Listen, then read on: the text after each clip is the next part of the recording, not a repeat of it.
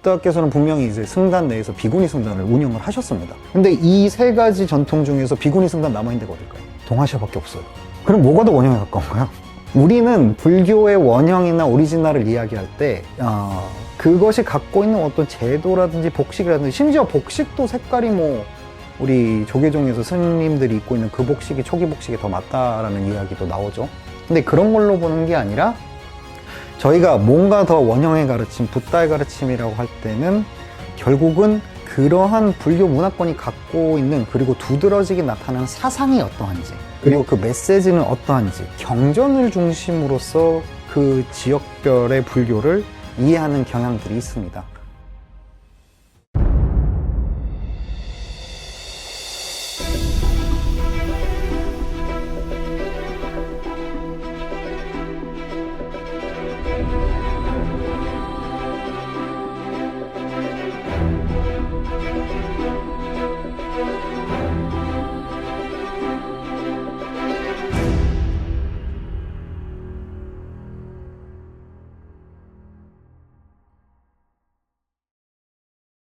오늘 강연을 맡은 이상민이라고 합니다.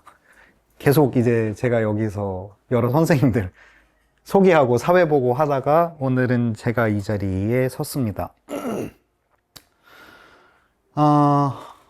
제가 앞으로 할 3강의 강의는 중국 불교이고, 더 정확하게 말하자면은 소위 말하는 한자 문화권이라고 하죠. 그러니까 그 한국, 중국, 일본을 포함한, 심지어 베트남까지 포함한 한자 문화권의 불교에 대해서 이야기를 하고, 그렇기 때문에 어쩌면은 이 중국 불교를 이야기하는 것은 우리 한국의 불교를 이야기하는 것이기도 합니다. 물론 제가 뭐 한국의 불교에 대해서 이야기하기보다는 조금 더 오래된 고전적인 이야기를 주로 할 테지만, 그리고 제가 이 중국 불교 강의를 몇 번씩 의뢰를 받아가지고 해보는데요. 제일 항상 느끼는 게 뭐냐면은 인기가 없어요.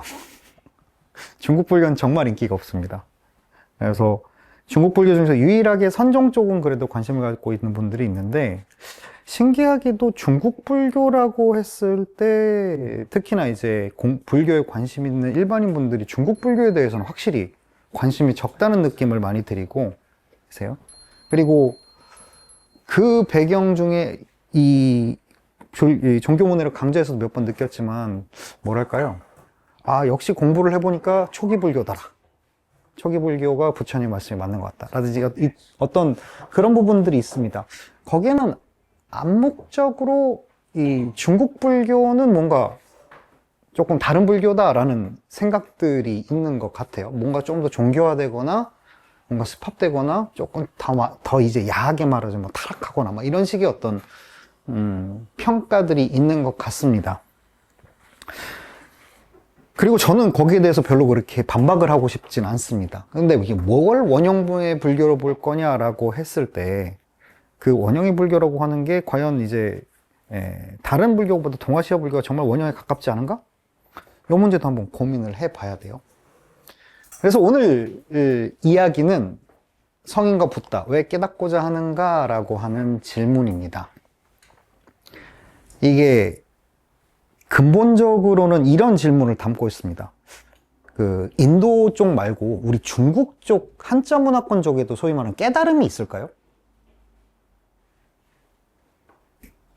그러니까 인도에서 이야기하는 그 해탈과 같은 종류의 깨달음이 있다고 생각하십니까?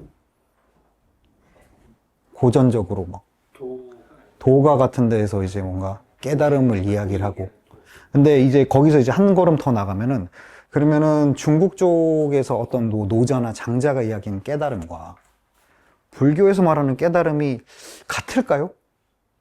이제 여기부터가 조금 이야기를 해볼 문제가 있게 됩니다. 지금부터 할 이야기는 최초의 한자 문화권으로 불교가 어떻게 들어왔는지에 대한 내용을 소개를 해드릴까 합니다. 여기에 나오는 이 표는 저희가 이제 구글링 해보면은 이제 불교의 역사 하면은 나오는 표예요. 나오는 표고, 보통 이제 불교의 기원이 되는 인도 불교가 이런 뭐 초기 불교, 대승불교, 뭐 금강승이라고 해서 밀교 이런 방식으로 전개되는 한편, 스리랑카와 남아시아 불교가 테라바다 불교라는 한 꼭지로 진행이 되고, 또 티베트 불교가 뭐 닉마, 까기오 이런 또 불교 한 꼭지로 진행이 되고, 그리고 동아시아가 또 한 꼭지로 진행이 됩니다. 그리고 마지막에 이제 중앙아시아 불교라는 것도 진행이 되죠. 이거는 여러 불교 학자들이 연구를 해가지고 불교는 이러한 방식으로 진행되었다라고 했을 때 크게 덩어리로 지을 수 있는 5가지 영역을 말합니다. 근데 여기에는 사실은 착시라기보다는 현실과는 다른 이야기가 하나 있죠. 지금 오늘날에 이 5가지 불교 중에 남아있는 건 몇 군데일까요?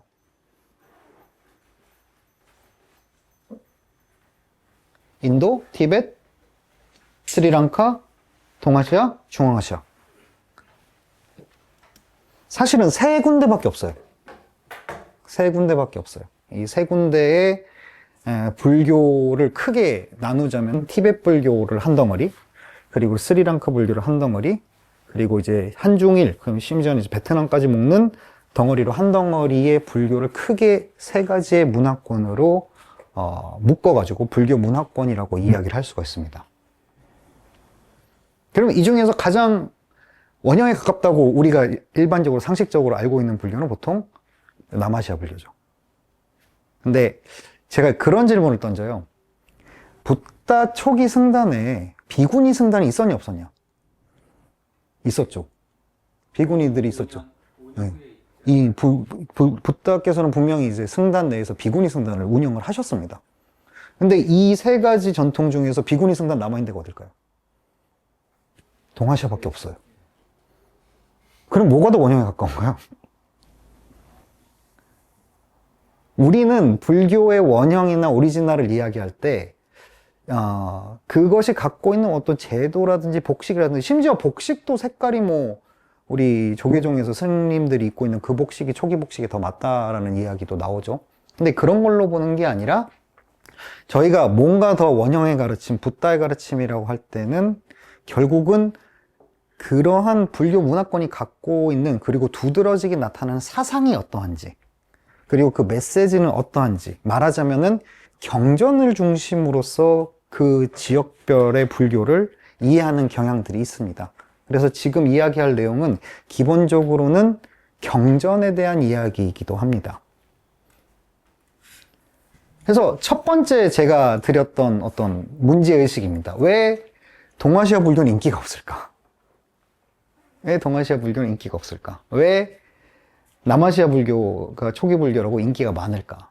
그리고 또 티베트 불교는 심지어 학계에 가시면요, 인도 티베트 불교라고 합니다. 인도 티베트를 하나로 묶어요. 인도 티베트를 하나로 묶어가지고 그거는 이제 인도와 티베트는 하나의 전통으로 봅니다. 심지어 지금 오늘날 인도에는 지금 불교가 없고, 그리고 아까 봤었던 5번째 있었던 중앙아시아에도 불교가 없죠. 그럼에도 불구하고 적어도 티베트 불교는 인도 불교와 묶여서 이야기되는 부분들이 있는 거죠. 이게 아주 재밌습니다. 결국 이러한 불교 문화권의 구분은 특히나 제가 말씀드리는 경전이라는 것, 그리고 거기서 저는 메시지를 담고 있는 그릇으로서의 언어라고 봤을 때 사실은 문자권에 따라서 불교 문화권이 나눠지는 양상이 있습니다. 그러니까 언어 문화적 기준으로 어떠한 불교를 특징 지을 수 있는지가 구분이 되고, 이것은 국가적인 기준이라기보다는 그네들이 공유하고 있는 언어와 문화를 기준으로 구분을 하게 되는 것이죠. 그래서 우리는 인도에서 불교가 발생했었고 그것들이 여러 다양한 양상으로 나타났다 라는 방식으로서 불교 전체를 조망할 수도 있지만, 오늘날 지금 2025년에 남아있는 여러 가지 불교를 본다면 이것은 하나의 불교라기보다는 다양한 불교들의 양상이다라고 보일 수 있기도 합니다. 그러면 여기에서 무엇이 불교인가 라는 이야기를 할 때 각 전통마다 주장하고자 하는 혹은 보여지는 특징들이 다르게 보일 수 있다는 것이죠. 그렇기 때문에 우리는 무엇이 불교인가 라는 질문을 던지는 한 계속해서 이런 문화권에서 적어도 무엇을 우리가 더 안정적으로 의존하고 말을 할 수 있는가 라고 하는 내용에서 좀 바라볼 수가 있게 되는 겁니다. 자, 많은 분들이 이야기하는 이제 소위 말하는 남아시아 불교, 스리랑카부터 시작해서 동남아시아에 있는 이 불교들을 보통은 소위 말하는 초기 불교 혹은 이제 원시 불교라고 이야기를 합니다. 현존하는 뭐 최초기의 교단 전통을 지니고 있다고 일컬어져요. 보통 기원전 1세기의 전래 추정이라고 합니다. 물론 이제 저번 시간에 이길산 선생님께서 말씀하셨지만 사실은 동남아시아에서도 대승불교라든지 더 정확하게 말하자면 관세음보살상 같은 거, 항구를 중심으로 관세음보살상의 유적들도 많이 나타나고 그 무역 항로를 따라가지고 대승불교의 흔적들이 나타나지만 결국은 특정 시기, 구체적으로는 약 10세기에서 11세기 정도가 되면은 동남아시아는 이 테라바다 불교로 조금 정형화되게 된다고 합니다. 그리고 경전이라는 측면에서 보았을 때 남아시아 불교가 갖고 있는 가장 큰 특징은 뭐냐면은 이네들이 경전을 번역하지 않고 빨리어라고 하는 인도어족 계통의 언어를 경전으로 지금도 쓰고 있다는 거죠. 지금도 쓰고 있다라는 겁니다. 그리고 남아시아 불교가 갖고 있는 뭔가 이렇게 더 오리지널리티를 좀 더 주장할 수 있는 가장 큰 이유 중에 하나는 통일된 삼장을 갖고 있다라는 부분이 있습니다. 잘 아시겠지만 삼장이라는 것은 부다와 교리를 설하신 경전과 그리고 승단의 생활 규칙을 담고 있는 계율, 그리고 경전이나 계율의 주석서로서 이루어진 교리 해설서로서 이 세 가지 바구니를 우리는 이제 띠리피타카 삼장이라고 하고, 어떠한 승단을 이야기를 할 때는 삼장을 완비하고 있느냐에 따라서 이것은 승단이다, 승단이 아니다를 구분할 수 있는 기준이 됩니다. 그리고 남아시아에서는 이 삼장의 텍스트를 공유하고 있는 불교 승단이 지금 주류로 자리 잡고 있는 거죠. 단일한 승단이고, 그리고 뭐 초기 불전들 읽어보셔서 아시겠지만 그 안에 보이는 메시지들이 되게 소박하죠. 되게 소박하고, 제가 되게 좋아하는 경전 중에 도나빠까 소따라고 있는데 그 경전 되게 재밌습니다. 그 경전 보면은 내용이 되게 짧은데 부처님이 어느 왕인지 정확히 기억은 안 나는데 그 부처님 오셨다 그래서 왕이 막 헐레벌떡 나오는데 이 사람이 되게 뚱뚱했나 봐요.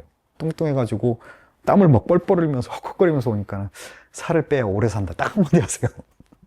그래서 이제 역사상으로 최초의 다이어트를 권유했던 경전이라고 유명한, 그러니까 엄청나게 소박하고 인간적인 메시지를 담고 있는, 그렇기 때문에 뭔가 더 오리지널한 메시지를 줍니다. 그리고 게다가 인도 원전 그대로의 불전이라고 하는 이미지를 갖고 있습니다. 잘 아시겠지만 빨리어는 스리랑카어나 태국어나 미얀마어로 번역된 것이 아니라 빨리라고 하는, 사실은 이거는 이제 여러 연구에 의거하자면은 원래 고대부터 썼던 언어가 아니라 경전을 보존하기 위해서 만들어진 인공어라고 합니다. 그럼에도 불구하고 그 언어 체계는 뚜렷하게 인도어에서 갖고 온 거기 때문에 그거를 지금도 외우고 있는 거예요. 그거를 지금도 외우고 있다는 점에서 우리가 봤을 때도 딱 봤을 때 세상에 얘네들은 번역도 안 한 경전들을 인도어로 아직도 외우고 있다라고 했을 때 느껴지는, 이 얘네들은 뭔가 더 초기 불교의 모습을 가지고 있겠구나 라고 하는 이미지들을 갖게 됩니다.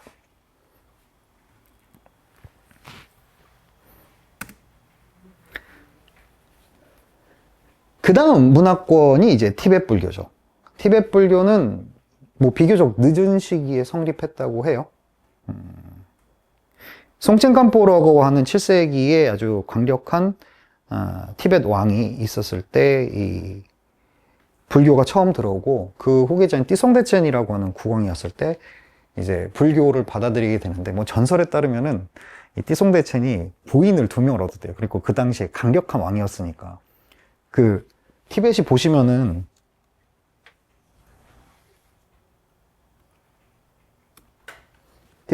여기 인도랑 중국 사이에 있잖아요. 강력한 왕이니까 어떻겠어요? 인도에서도 공주를 보내요. 중국에서도 공주를 보냅니다. 근데 둘 다 불교를 믿어요. 근데 불교의 내용이 달라요. 그래서 실제로 전승에 따르면은 이 티벳에서 쌈예사라고 하는 데서 이제 까말라실라 혹은 샨타락시타라고 하는 인도 승려랑 또 마하연이라고 불리는 뭐 중국 승려끼리 논쟁을 벌이게 합니다. 그래서 최종적으로 누가 이기냐면은 인도 불교 쪽이 이겨요. 그러니까 무슨 말이냐면은 인도 쪽이 원산지기 때문에 그쪽 불교를 받아들인 게 아니라 중국 승려랑 인도 승려를 놓고 싸우게 해가지고 그 논쟁 싸움에서 이긴 인도 쪽을 편을 들어줬기 때문에 인도에서 불교를 정식으로 수입을 하게 됩니다. 그리고 이때부터 불교 날란다 지방, 카슈미르 지방의 여러 이제 사찰들의 아주 저명한 승려들이 직접 가가지고 대량의 불전들을 갖고 가서 번역을 합니다. 그리고 티베트 경전의 특징은 뭐냐면은 이게 티베더로 말이 안 돼도 인도에 충실하게 번역을 해요. 그러니까 어순까지 완전히 인도 원전에 똑같이 가능하면 맞추려고 하고, 그것이 만약에 티베더로는 뭔가 조금 어색한 표현이라고 하더라도 그대로 보존하고 있습니다.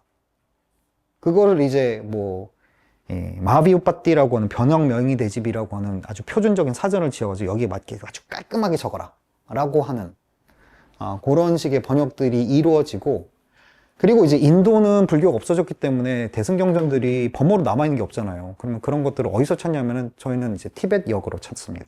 예를 들어서 저 같은 경우는 승만경이라고 하는 경전을 보는데, 승만경 아실지도 모르겠지만 이 경전은 인도 버전은 없어요. 그럼 뭘 보냐면은 티벳역을 봅니다. 그러면 티벳역을 보면서 인도의 원래 언어는 이러했구나를 추론할 수가 있을 정도의 정밀도가 보장이 됩니다. 그렇기 때문에 얘네들은 적어도 티베더로 번역된 경전이라고 하더라도 여전히 인도의 문법에 아주 충실하고 또 그 의미를 훼손하지 않으려고 노력한 경전이라는 측면에서 저희 같은 연구자들이 실제로 활용을 할 때 인도에 없어? 그러면 티베트 쪽 뒤져봐 라고 할 수 있는 그런 식의 어떤 내용들이 가능해지는 거죠. 자, 경전의 이야기를 쭉 하고 있습니다. 그러니까 이제 남아시아 불교 같은 경우는 그 전해지는 메시지가 인도 고대로 전해지고 있는 거고, 티벳 같은 경우는 역시 인도의 문법에 딱 맞춰서 심지어 이것이 티베트어로 말이 좀 어색할지라도 그대로 번역하려고 하는 태도를 갖고 있는 거죠. 그럼 이제 본론입니다. 그럼 동아시아 불교는 어땠을까? 동아시아 불교는 어땠을까라고 하는 지점입니다. 요게 이제 문제가 돼요. 왜냐하면은 한자 문화권의 문법이나 체계는 인도어랑 너무 다르잖아요. 인도어랑 너무 달라가지고 이거를 그대로 이제 인도에 충실하게 번역하는 것도 어려울 뿐더러 그걸 번역한다고 하더라도 정확하게 메시지가 전해지지 않을 수도 있습니다. 무엇보다 티벳이나 남아시아 불교는 달리 동아시아 불교는 그 전래의 과정에서부터 대단히 다양하고 복잡한 과정을 거쳐서 전개되어 왔다는 측면이 있습니다. 말하자면은 우리가 이제 동아시아 불교, 제가 이건 저의 어떤 추정입니다. 왜 동아시아 불교라고 했을 때 불교에 흥미를 갖고 있는 분들이 인기가 없을까라고 하면은, 적어도 이제 남아시아 불교 같은 경우는 저희가 보기에 초기 인도 불교의 원형을 보존하고 있다고 생각을 합니다. 이게 학자적인 입장에서 꼭 그렇진 않다라고 말을 할 수 있죠. 어쨌든 인도어로 적힌 경전이잖아요. 그리고 티벳 쪽도 마찬가지로 후기 인도 불교의 전체상을 이 티벳역이라는 게 결국은 티벳 불교 경전이라는 게 결국은 인도에서 불교가 거의 없어지는 12세기까지 계속해서 번역이 되니까요. 그러면은 이 아주 인도 원전에 충실한 티벳역 경전들이 또 인도 불교 전체상을 보존하고 있다라고 하는 이미지를 갖게 됩니다. 이걸 제가 이제 장사와 관련해서 조금 비유를 드리자면은, 남아시아 불교는 직영점입니다. 직영점. 그러니까 본사에서 재료 공수해가지고 거기에다가 이제 음식점을 차리는 거예요. 그렇기 때문에 재료도, 예를 들어서 미국 햄버거라면 재료도 미국 거 쓰고 미국 고기 패티 깔아가지고 햄버거를 파는 게 남아시아 불교의 성격 혹은 이미지라면은, 티벳 불교는 뭐냐면 MOU입니다. MOU. 그 인도 쪽의 사찰이랑 이런 데서 계약을 해가지고 대량으로 그것들을 티벳에서 이식을 하면서, 물론 이제 이걸 햄버거로 든다면은 이제 상추 같은 거는 미국 상추 안 가져오고 우리 전라도 상추 쓰는 거죠. 그리고 고기도 미국 소고기 안 쓰고 한우 쓰는 거죠. 그럼에도 불구하고 가능하면은 미국의 프랜차이즈의 입맛에 맞게 만든 게 이제 티벳 불교라고 할 수 있습니다. 동아시아 불교는 뭐냐? 아까 이제 선생님들하고 이야기하다가 되게 재밌는 이야기를 들었는데, 중국인이 인도에서 한국 음식을 만드는 거예요. 저는 이제 짜장면을 생각하기도 했습니다. 무슨 말이냐면은 특정 프랜차이즈의 MOU나 직영점으로서 불교가 처음 시작한 게 아니라 꽤나 다양한 경로를 거친 다양한 사람들이 다양한 맥락에서 불교를 믿고 신앙하고 연구하고 또 경전을 번역하는 과정에서 생긴 게 이제 한자 문화권의 불교의 시초라고 하는 이야기입니다.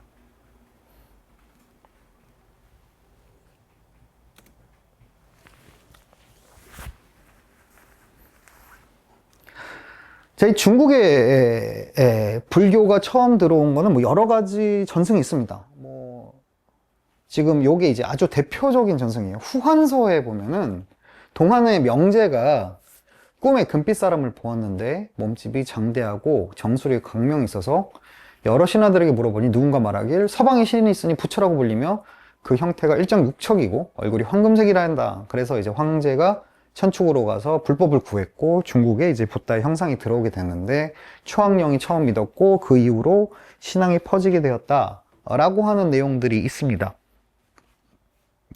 실제로 중국에서 최초 불교의 전례를 전하는, 특히나 그런 전례는 항상 지배자랑 엮여서 이제 전례가 되는 걸로 나오죠.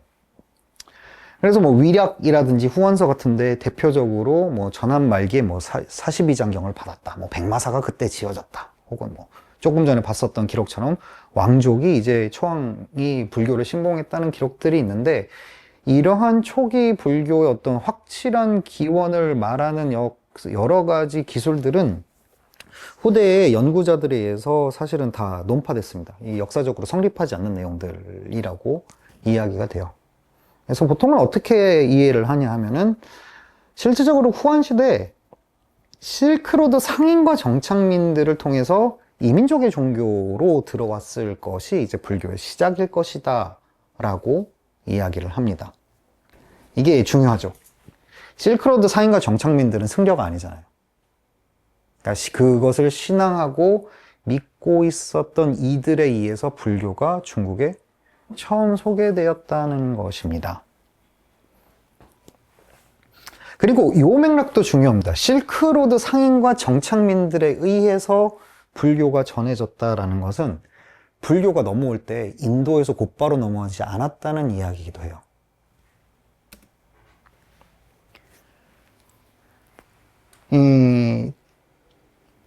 오늘날 이제 이런 불교학을 전공할 때 있어서 사실은 대단히 이제 아킬레스건이 되는 지역이 바로 이 지역입니다. 이 중앙아시아 지역인데, 아쇼카왕 때, 아시죠? 아쇼카왕이라고 이제 인도 북부에서 꽤나 이제 넓은 영토를 차지했었던 왕이 있었는데, 이 아쇼카왕 때의 그 영토를 중앙아시아 지역까지 넓히면서, 그게 기원전 한 2세기 정도 되는데, 그 기원전 2세기부터 인도에 있었던 불교가 점차 그 교단의 세를 중앙아시아로까지 넓혀갔었던 것 같습니다.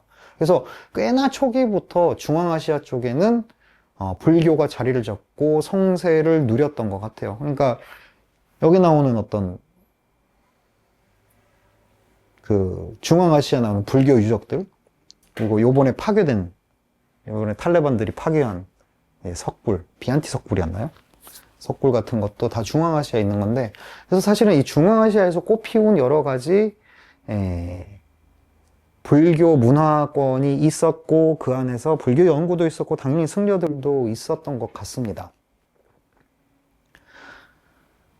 그리고 실제로 이 육로를 따라 가지고 중국으로까지 불교가 전파되는 이 과정은 뭐랑 일치하냐 하면은 실크로드랑 일치해요. 실크로드랑 일치합니다. 실크로드는 결국은 비단길이라 그래가지고 무역하는 상인들이 걸어갔던 길 루트잖아요. 그 루트가 불교의 전파 루트와 일치한다는 것은 대단히 재밌습니다. 상인들의 어떤 방식으로든 그러한 불교들을 스스로 신앙하고 그 신앙을 다른 지역으로까지 퍼뜨리는데 1등 공신이었다라고 할 수도 있는 거죠.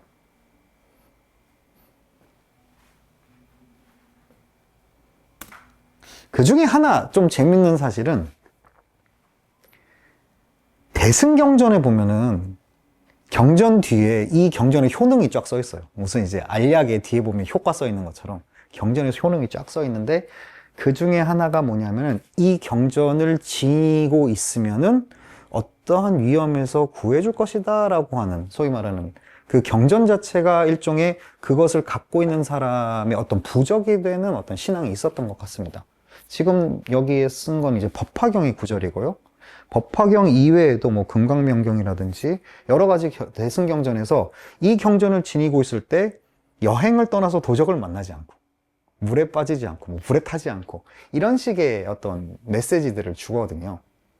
그래서 실제로 동아시아의 이 실크로드를 지나다니는 상인들 중에서 불교 경전을 갖고 이제 부적처럼 갖고 다니는 사람들이 있었다는 이야기도 있고, 그리고 이러한 경전들은 주로 어떤 경전이냐면 대승경전들입니다.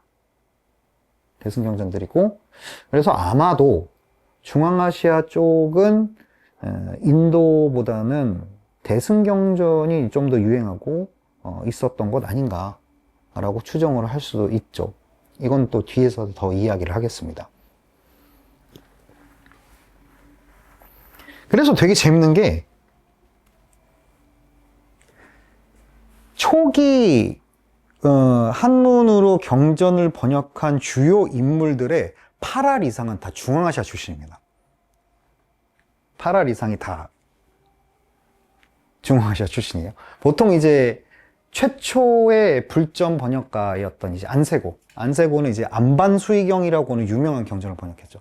안반수이경이 뭡니까? 아나빠나스무르띠, 호흡의 마음 챙김의 경이라고 하는 안반수이경이라고 하는 아주 이제 명상과 관련된 경전을 번역했던 승려입니다. 이 사람은 파르티아 출신이라고, 파르티아가 이제 한자로 안식국이라고 불렸기 때문에 안시를 붙여서 안세고라고 불리는 사람입니다. 그리고 이 안세고 다음에 아주 유명한 제2대 역경가가 이제 지루가참, 로카크셴마라고 하는 사람인데, 이 사람은 월지국 출신이기 때문에 지루가참이라고 불리는 사람입니다. 월지국이 이 박테리아 쪽이죠. 꽤 멀어요. 그러니까 중앙아시아를 건너가지고 온, 말하자면 인도에서 경전이 바로 들어가거나 인도에서 승려들이 바로 들어간 것이 아니라 중앙아시아 출신의 승려들이 인도에서 이미 수백 년 전에 중앙아시아로 들어왔던 불교에서 여기서 성숙한 불교를 받아서 다시 중국으로 들어오게 되는 겁니다.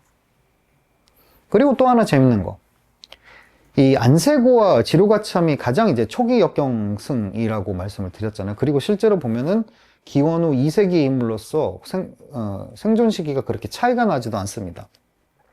근데 이제 안세고 같은 경우에 안반수이경이라고 해가지고 호흡과 명상과 관련된 경전을 번역을 했는데, 그 다음에 왔던 지루가참은 뭘 번역을 했을까요?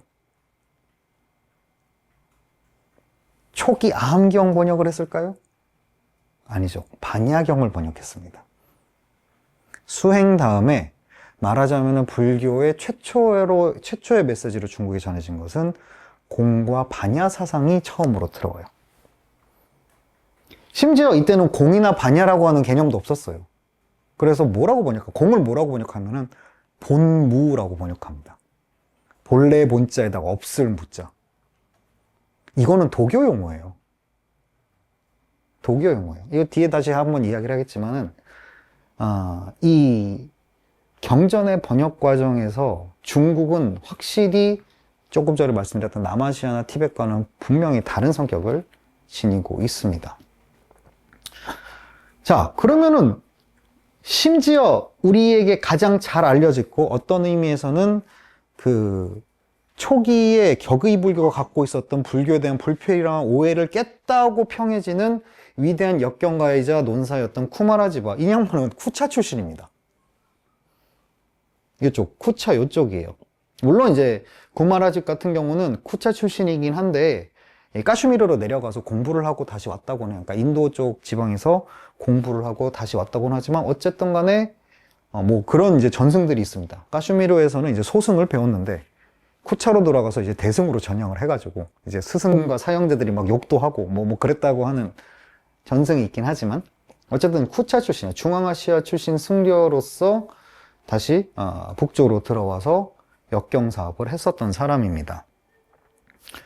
그러니까 지금 초기에 중국 불교가 형성되는 데 있어서 이 인도라고 하는 소위 우리가 오늘날 물론 요즘의 인도와 그 당시의 인도를 동일시하면 안 되겠죠. 동일시하면 안 되고 어떤 의미에서는 전체가 큰 인도 문화권이긴 한데 어쨌건 간에 원래 있었던 원산지에서 조금 벗어난 지역에서 다시 성숙한 불교들을 우리가 받게 되는 것입니다. 이 중앙아시아를 뭐라 그러면 서역이라 그러는 거예요. 서역이 사실은 우리가 지금 생각하는 인도 본토라기보다는 이 중앙아시아를 서역이라고 하는 겁니다. 서역 불교라고 하면은 인도 불교가 아니에요. 중앙아시아 불교예요.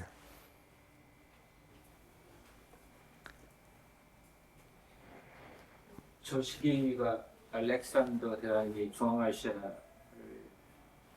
넓혔던 그 시기하고 비슷비슷합니다. 네, 겹치죠.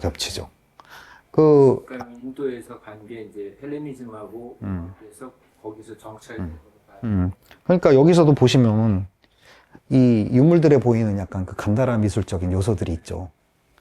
그리고 그 알렉산더 이야기 말씀하셔가지고 잘 알려진 경전 중에 밀린다 팡하라고 그 알렉산더의 인도 지역 영주였던 메난드로스와 나가세나라고 하는 인도인의 어떤 철학 토론집이 남아서 교과서로 쓰이고 막 그러지 않았습니까? 그런 부분들에 있는 거죠.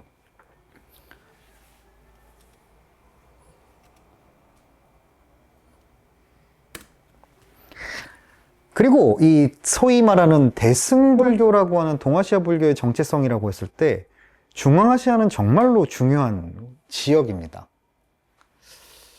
혹시 열반경이라는 경전 들어보셨나요? 열반경. 일체 중생은 불성을 지니고 있다라고 하는 그 열반경. 그 열반경이 최초의 법편이라는 사람이 번역됐을 땐 9권이었어요. 9권인가 10권인가 그랬어요. 근데 지금 오늘날 우리가 갖고 있는 거는 36권짜리입니다. 36권 혹은 40권짜리라고 이야기되기, 40권으로 이제 편집된 열반경 40권본과 36권본이 있죠. 그런데 요거 관련된 되게 재밌는 일화가 있어요. 그러니까 이 열반경이 중국인들에게 되게 히트를 쳤습니다. 왜냐하면은 열반경이 중국인들을 뭐라고 받아들였냐면은 붓다가 죽기 전 마지막 메시지를 남긴 경, 이렇게 받아들인 거예요. 그리고 거기에서 이야기하는 핵심 메시지가 법신은 상주하고 모든 중생은 부처를 가지고 있다. 요 두 가지를 이야기하는데 거기에 불편한 내용이 하나가 들어가 있는 거예요. 일천재라는 사람은 절대로 성불할 수 없다. 그래서 이거 아니다. 부처님께서 성불 못하는 중생을 말씀하셨을 리가 없다라고 하는 그 중국 불교도들 내에서의 어떤 반발과 이제 논사들 불교 엘리트들의 반발이 일어났었거든요. 그랬는데 그래? 그러면은 내가 경전을 한번 찾아볼게 라고 했던 지역이 바로 코탄 지역입니다. 코탄 지역에 가서 이 36권본을 보니까 단무참이 경본의 품수가 부족하다 생각해서 이제 우전국으로 가서 경본의 가운데 부분을 구하고 다시 고창으로 돌아서 번역해서 또 다시 우전국으로 또 보내서 또 뒷부분을 찾아와요. 그래가지고 합쳐서 36권, 우리가 갖고 있는 33권이라고 돼 있는데 이거는 편집 문제고 우리가 갖고 있는 36권본의 권을 사실은 경전을 인도에서부터 쭉 끌어와가지고 36권으로 놓은 게 아니라 1차, 2차, 3차에 걸쳐서 갖고 온 텍스트를 합쳐놓은 게 열반경. 우리가 보고 있는 열반경입니다. 그리고 아주 안정적으로 그 후반부의 열반경에는 일천제도 성불할 수 있다는 이야기가 나와요. 그래서 역시 부처님께서 그럴 리가 없어.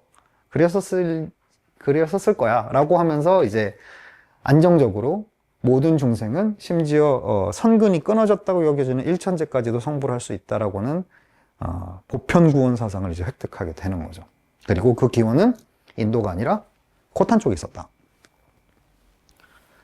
그리고 또 하나 이제 동아시아 불교를 대표하는 경전이 화엄경도 마찬가지입니다. 화엄경의 호보는 모두 10만 개송이다. 예전 사문 지범령은 우정국에서 화엄경의 앞부분 3만 6천 개송을 포해서는 미처 번역하지 못했다. 그래서 의 4년에 오군의 내사맹이의 오이정국 저숙도가 불타발타를 초청해서 나머지 경전을 갖고 와서 번역하게 하였다라고 하는 이 구절입니다. 그래서 우리가 이 소위 말하는 60경본 혹은 80권본의 화엄경이라고 하는 아주 긴 경전이 있습니다. 근데 그 경전 중에 일부분은 인도어로도 있어요. 예를 들어서 십지품, 십지경이라고 하는 경전으로서 읽히는 경전들이 있거든요. 그 경전들은 범어로도 나와요. 또 뭐 있습니까? 입법계품, 입법계품이라고 간더비유학, 요것도 이제 범어로 남아있어요. 근데 우리가 보는 소위 말하는 열애 성기품, 뭐 십주품, 십행품, 십회양품이 들어가 있는 소위 말하는 27개품으로 들어있는 그 화엄경이라고 하는 그 풀세트는 어디서 나온 거냐? 이거는 아마 중앙아시아 코탄 쪽에서 편집된 것을 우리가 받아들인 게 아닌가 라고 하는 추정들이 있습니다. 물론 이것들은 논쟁이 있지만 어쨌든 동아시아 불교가 성숙하는 데 있어서, 그리고 그 성숙의 주 재료인 경전이라고 하는 측면에 있어서 중앙아시아가 깊숙이 개입하고 끊임없이 영향을 주었던 것은 사실인 것 같습니다. 이게 중앙아시아가 중요한 게 아니고요. 제가 강조하고 싶은 것은 동아시아가 불교를 받아들일 때 한번 중앙아시아라는 필터로 걸러진 불교를 받아들이게 된다는 것이죠. 그거를 대표적으로 보여주는 게 부처 불자 있지 않습니까? 부처 불자. 그러니까 우리는 보통 생각할 때 어떻게 생각하냐면 범어로 붓다라고 하잖아요. 붓다라고 해서 그거를 이제 한문으로 번역했을 때 불타라고 번역을 했고, 그 중에 타자가 빠지고 불불불불 한다고 생각하는데 그게 아니라는 거죠. 실제로 초기 경전은 다 불로 돼 있어요. 그것은 이 중앙아시아에서 붓다라고 하는 음가가 붓드라고 하는 음가를 읽혔대요. 붓, 한무 음자로. 그래가지고 붓드를 그대로 이제 한문으로 번역할 때 불자로 번역을 한 거죠. 불자 자체도 되게 재밌지 않습니까? 이거는 이종철 선생님이라고 한중현에 계신 분이 말하는데, 불자 자체가 되게 재밌습니다. 사람인데 아닐 불자부터 했잖아요. 사람인 듯 아닌 듯한 존재로서 이제 불 해가지고 아주 기막히게 번역을 하는데, 우리가 쓰는 불의 언어 또한 중앙아시아의 음가의 영향을 받았다 라고 하는 지점들이 있습니다.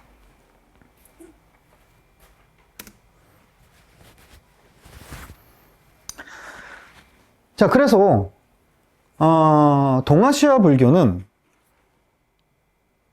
불교의 전체상을 가지고 있다는 티베트 불교의 모습도 아니고, 그렇다고 뭔가 불교의 원형을 가지고 있다는 이미지를 제공하지도 못해요.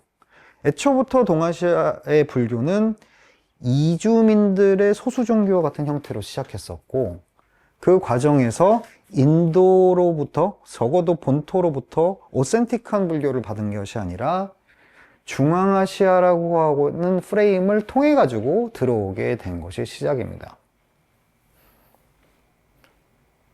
그리고 그 과정에서 근데 이거 우리는 몰라요. 그러니까 중앙아시아에 정말로 대승경전이 유행을 했는지 안 했는지 몰라. 우리가 기록이 없어가지고. 근데 이 처음에 왔었던 승려들이 중앙아시아에서 대승경전을 갖고 들어오고, 앞에서 봤던 것처럼 열반경이나 화엄경 같은 것들도 중앙아시아를 통해서 들어오게 되는 거 보면은 역시 중앙아시아가 갖고 있어서 모종의 대승불교적인 특징이 있지 않았나 라고 추정만 할 뿐입니다. 게다가 세 번째도 문제가 되는데, 아까도 말씀드렸던 것처럼 되게 중앙아시아까지는 다 인도 언어 문화권이에요. 그러니까 약간의 음가 변화가 있을지 몰라도 문법적으로는 어쨌든 간에 비슷한 어족을 공유하고 있었던 것으로 추정이 됩니다. 근데 한자는 어때요? 문자부터가 표의 문자죠. 표음 문자가 아니고. 그리고 그 표현하는 방식 자체도 대단히 많이 다릅니다. 여기서 문제가 되는 거죠. 자, 우리가 이제 뭐 예를 들어서 부처께서 열반을 얻었다. 이거 어떻게 번역할 겁니까? 부처께서 열반하셨다. 이거를 중국인들한테 어떻게 말씀을 드려야 될까요? 여기 문제가 되는 거예요. 아까 조금 전에 말씀드린 것처럼 지루가참이라는 사람이 도행반야경을 번역할 때 공자를 본무라고 하는 도교적 용어로 번역했다고 했잖아요. 그럼 부처를 처음에 뭐라고 번역했을까? 성인이죠. 성인이죠. 열반이라고 하는 말도 사실은 대단히 고민을 많이 한 말이에요. 그러니까 니르바나라고 하는 깨달음이라고 하는 인도적인 표현을 열반이라고 하는 음을 따서 표현하기 전에는 그러면 뭐라고 했을까? 무위라고 했어요. 또 어떤 거 있습니까? 불살생, 그 5개 중에 불살생, 그 살인을 하면 안 된다. 뭐라고 번역했을까요? 뭐라고 번역했을 것 같아요? 전 이건 진짜 기막히다고 생각했는데. 사람을 죽이면 안 된다. 뭐라고 번역했을까요? 어지린자를 씁니다. 어지린자. 자, 부처는 성인이 되고, 열반은 무의가 되고, 불살생이라는 5개는 어진 인행이 됩니다. 이미 경전의 번역 과정에서부터 중국의 문화권의 취향에 아주 잘 맞는 언어로서 불교가 번역되면서 들어오게 된다는 특징이 있는 거죠.